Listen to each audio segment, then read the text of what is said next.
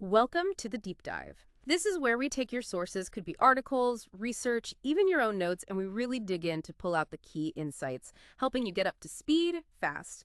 Today, we're diving into some excerpts from a really fascinating book, The World of William Clissold. Mhm. We've got quite a mix of sources here. It's his personal thoughts, his observations on, society, science, economics, relationships, and some pretty big ideas about the future. So our mission for this deep dive is to really try and get inside the mind of this character. He actually calls himself a specimen of modern liberalism. We want to explore his unique perspectives on a world that was changing fast back then, and honestly see what insights or maybe warnings still kind of hit home today. Think of it like peeling back the layers on this really complex, sometimes contradictory viewpoint from, nearly a century ago. Okay. Let's unpack this. So, yeah, first thing to get straight. William Clissold. He's a character in a novel. Fictional. But, and this is important, the author specifically asks us to treat Clissold as Clissold. He's not just a puppet for the author's views. He's meant to be a study, a type of modern person searching for modes of self-realization. Like liberalism in its broadest sense. It's definitely not supposed to be a straightforward mental autobiography of the author, even though we get deep inside this guy's head. These are Clissold's thoughts. We have to remember that. Distinct from, say, Mr. Polly or Kipps, if you know the author's other work. Got it. So character study, designed to explore a specific modern mindset. Okay, let's step inside that mind then. What's his inner landscape like? How does he fundamentally see the world? Well, he kicks things off by saying he has no metaphysics. Which doesn't mean he's an atheist, exactly. He calls it a confession of accepted ignorance. He's not a positivist, that philosophical school big back then. Right, the one focused only on hard facts. Exactly. Clissold's saying his view isn't built on some fixed system, it's more fluid.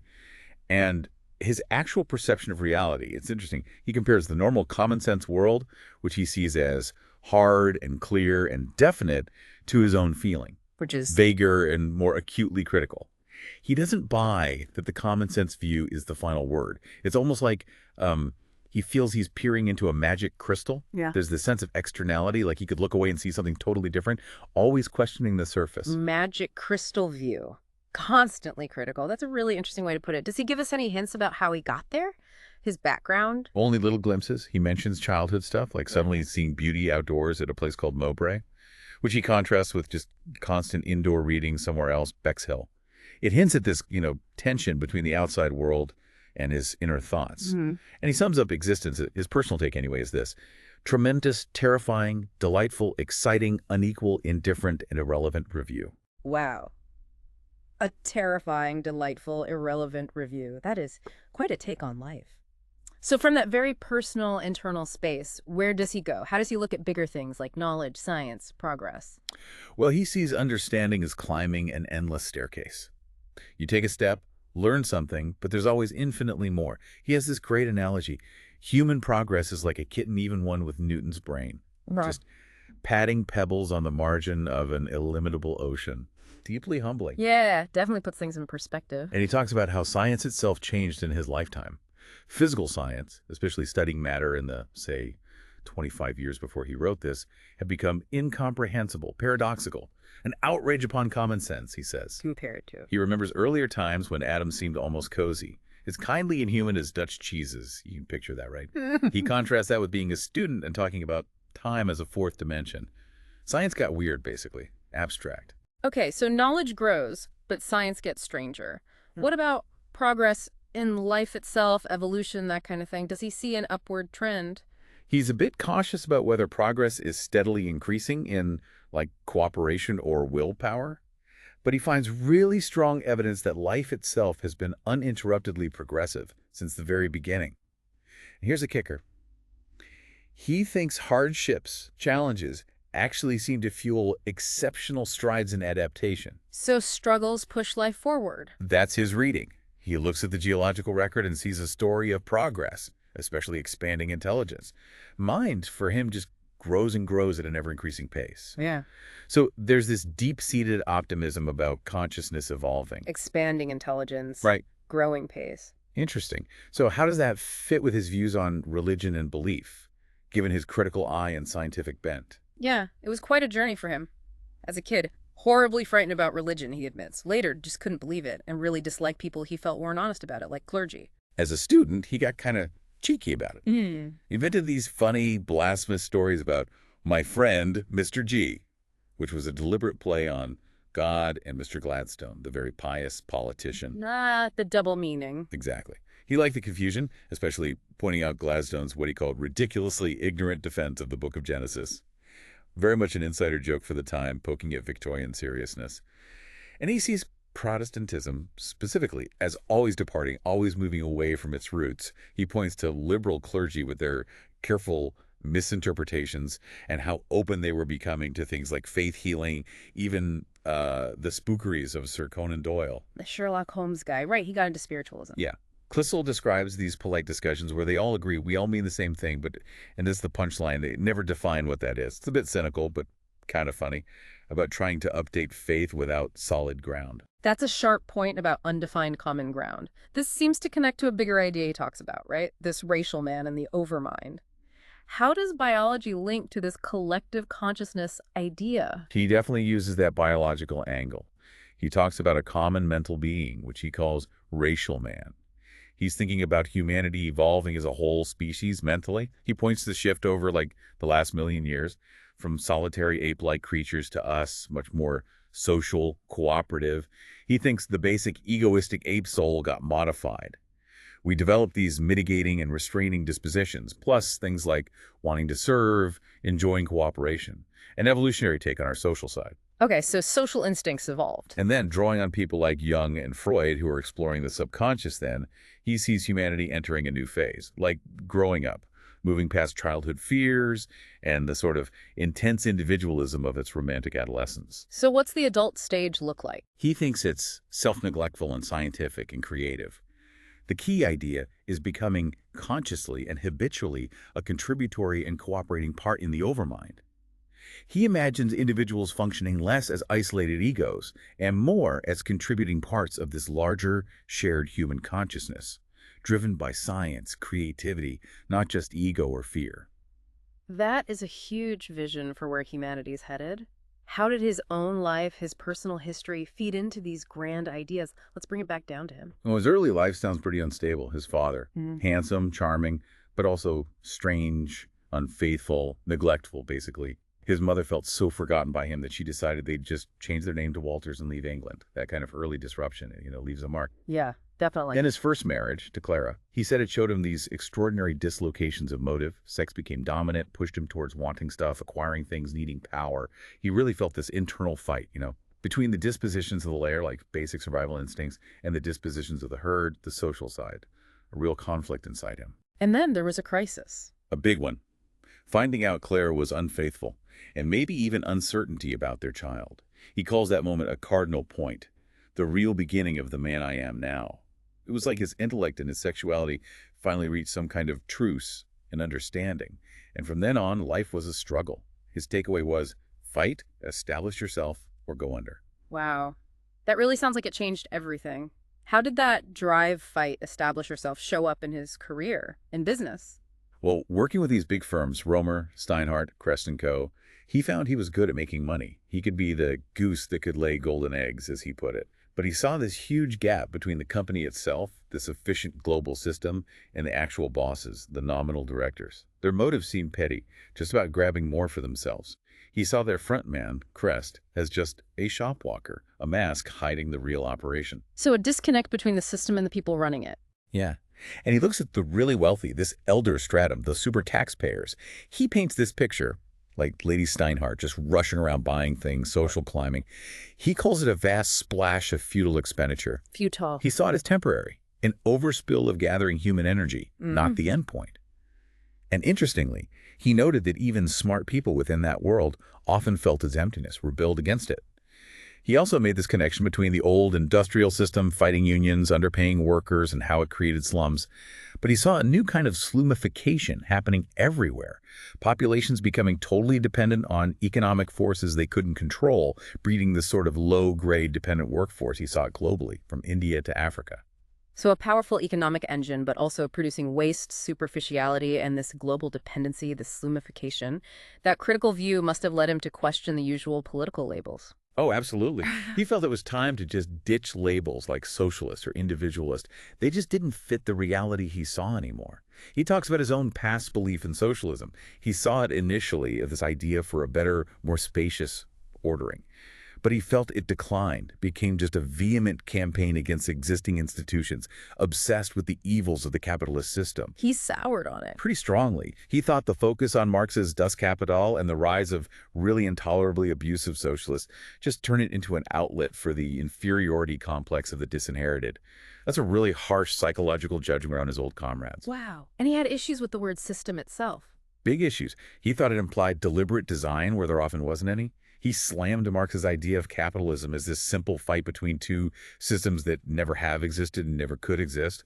Clinging to that, he felt, wasted so much good human hope and effort. The reality was messier, less planned, more driven by automatic processes and basic human flaws. That really cuts against a lot of standard political thinking. Yeah. He also went to Russia during the revolution, right? A massive real-world attempt at system change. What did he see there? Yeah, and his observations Yeah. are striking. Yeah. Really detached, almost clinical comparisons.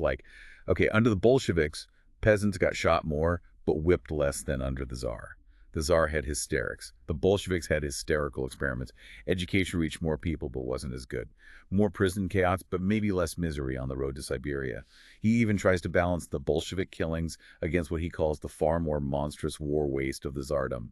He's just reporting, trying to weigh these awful scales, not picking a side. That's grimly balanced. How did he see the differences between socialists he knew, like the Fabians versus the Marxists? He thought the old school socialist political plan was just vague, evasive, and useless about how a nation would actually take over industries.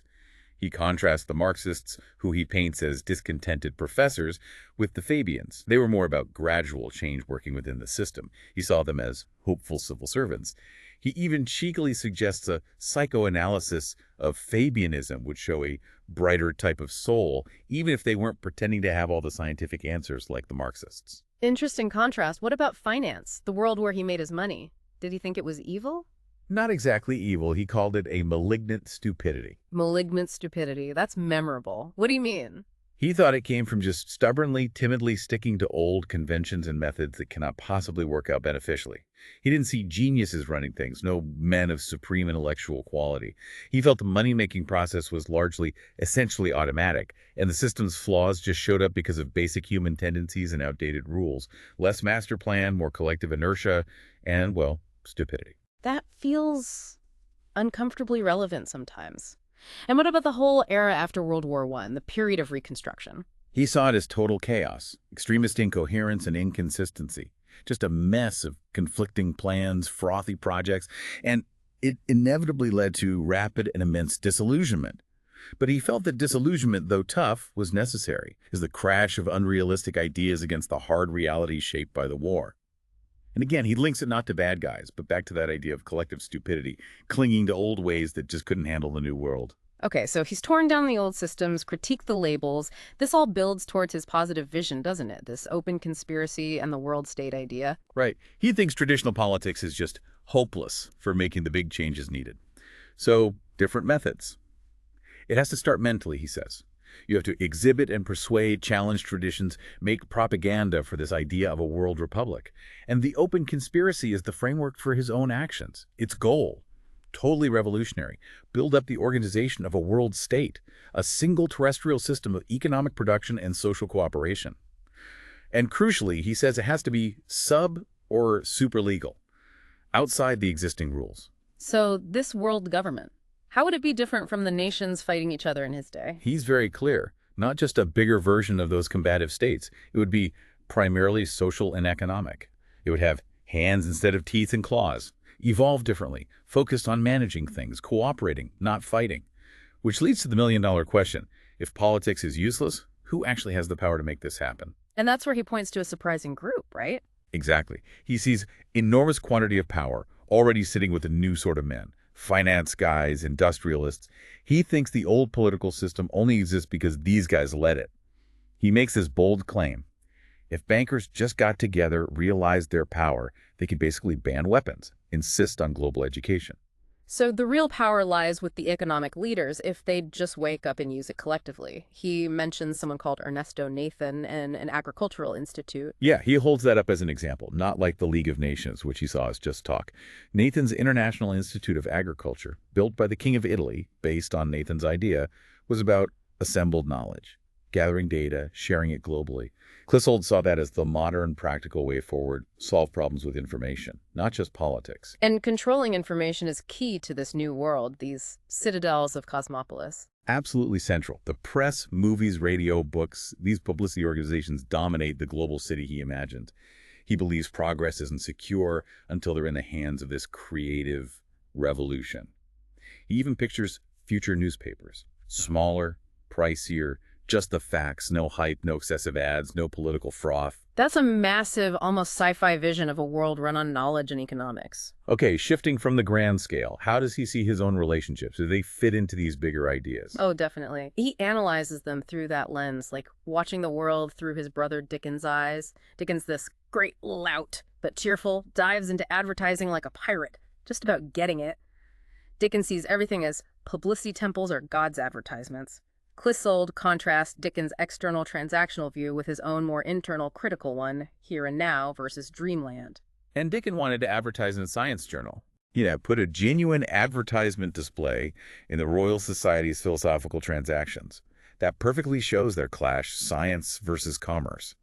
Clissold felt Dickens' whole attitude was summed up by the phrase, "Weak as we are, those others are weaker." Just pure drive. But interestingly, Clissold found Dickens' analysis of his own wife, Minnie calling her cynical, really painful. He felt it was so close to the reality and so far from being true, missing her deeper kindness. So Clissold sees the limits of that purely cynical view. That tension analysis versus the personal sounds like it played out with Helen, too. It's the core conflict there. The relationship crashes because Clissold is obsessed with his drama of our whole universe. The big ideas, business, politics. Helen's focused on her art, her public persona. He felt his dedication to his real life was like an insult to her, a supreme outrage, because, bluntly, she was incidental and they were essential. He felt like he was trying to cast her in his serious play, but she only cared about emotional drama and being the star. She wanted him out of the big game, settled into a nice personal life for her. He wanted her as a partner in the world revolution, fundamentally incompatible goals. A classic clash, yeah, but filtered through his very specific worldview. What about Clementina, the later relationship? He describes her background, mixed heritage, multilingual. Finding her, he calls her Siri, leads to their quiet life in Provence. He's quite blunt about the age gap, him nearly 59, her under 30, and her initial goal was just to be his mistress. He saw her almost detachedly at first as a scrap of social wastage. But his hope for her isn't possession. It's that she'll have kids, grow out of me, find her own interests, her full measure of life. He notices she's getting curious, reading more. He sees their whole relationship as kind of random, chance-begotten, whim-born. And there's this touching moment where he contrasts his vast thoughts about world revolution with the simple joy of just waiting for her to arrive. Even for him, personal connection matters, however randomly it came about. His relationships, like society, seem full of struggle, analysis, and this yearning for something more fundamental.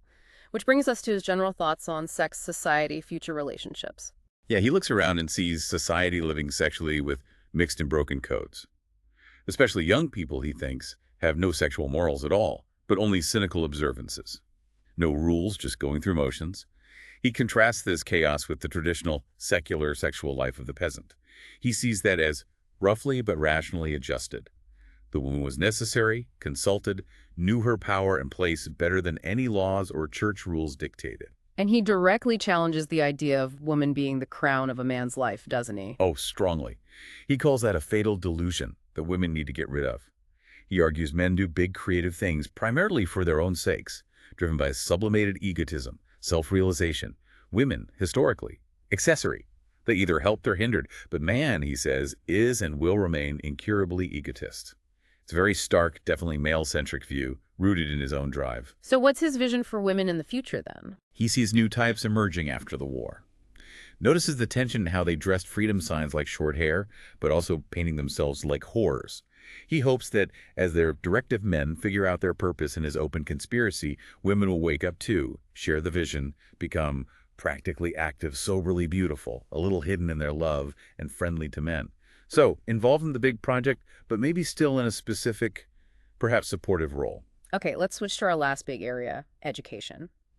Given his critique of everything else and his focus on knowledge, he must have had strong opinions here too. You bet. He sees this growing discontent with Oxford and Cambridge, thinks they turn out graduates who are pleasant, easygoing, evasive young men up to nothing in particular, schooled out of faith, passion, or ambition, processed, not inspired. And he's even tougher on the average schoolmaster. Sees them as residual men, guys who didn't make it elsewhere, developing compensatory false values. They cling to modest worth, emphasize style, good form, which he calls a great consolation for the impotent. Pretty brutal. Ouch. So what's his alternative, his radical fix? Ditch the 3-4 year university holiday, he says. Get young people involved with realities from 15 or 16. And then keep learning throughout life connected to those realities, not just studying abstract subjects from a curriculum. Learning by doing, integrated with life. And it ties back to his world state idea. He imagines research institutions worldwide acting like nerve centers, constituent ganglia of one single global university, sharing knowledge everywhere via conferences, publications, makes ordinary lectures pointless, and degrees meaningless, he thinks. We've covered so much: his inner world, critiques of science, religion, society, his complex relationships, views on gender, radical ideas on education, the world state. How does he see himself in all this, wrapping up? Well, he doesn't see himself and his brother Dickon as unusual, just samples of ordinary, successful, modern men. He genuinely thinks other guys like them must be thinking along similar lines. Going to Provence is partly about getting that shared vision clear. And the book ends with his brother reflecting on Clissold, seeing this anger under the surface, fueled by the gap between his grand vision and messy reality. His brother senses this deep loneliness in Clissold, despite his outward confidence. He wants a world that's more helpful and akin. Ultimately, Clissold believes pushing for this new world takes constant effort in tough conditions. It touches everything: economics, relationships, education, and it's not for everyone. Only those with the knowledge, experience, freedom, basically, people like him. These new sort of men can pull off this great reorientation. And here's where it gets really interesting, isn't it? Reading all the critiques of outdated systems, the personal versus the grand vision, the dream of a world run on knowledge, how much of that resonates now, almost 100 years later? It's kind of startling, actually. So many observations about superficiality, political limitations, the power of finance, the education disconnect, they still feel incredibly current. His specific solutions might seem dated, but the problems he put his finger on, a lot of them are definitely still with us. So wrapping this up, we've taken a deep dive into the really complex, sometimes challenging world of William Clissold. We explored his intense self-examination, his sweeping critiques of society, his pretty blunt takes on relationships and gender, and his revolutionary vision for this voluntary, open conspiracy aiming for a world state built on knowledge. We saw how his own life, that unstable childhood, those formative relationships, the big personal crisis, shaped his view of life as this fundamental struggle. A struggle needing constant effort, but also fueling this powerful hope for collective progress towards that overmind, a more conscious humanity. He was always pushing against conventional thinking, wasn't he? On metaphysics, science, business, advertising, education. Always trying to strip away the artificial and get to what he saw as real essential. Which leaves us with a big question, maybe. Clissold believed a lot of institutions just kept going out of habit, tradition, lacking that recuperative force and the silent touch of living realities, as he put it. He felt they needed constant propping up because they weren't naturally vital. So what institutions or ways of thinking in our world today feel like they're maybe running on fumes, on tradition, lacking that vital connection to reality Clissold talked about? And how might thinking about that shape how we approach change today? Thanks for joining us for this deep dive into William Clissold's world. Definitely a lot to chew on there.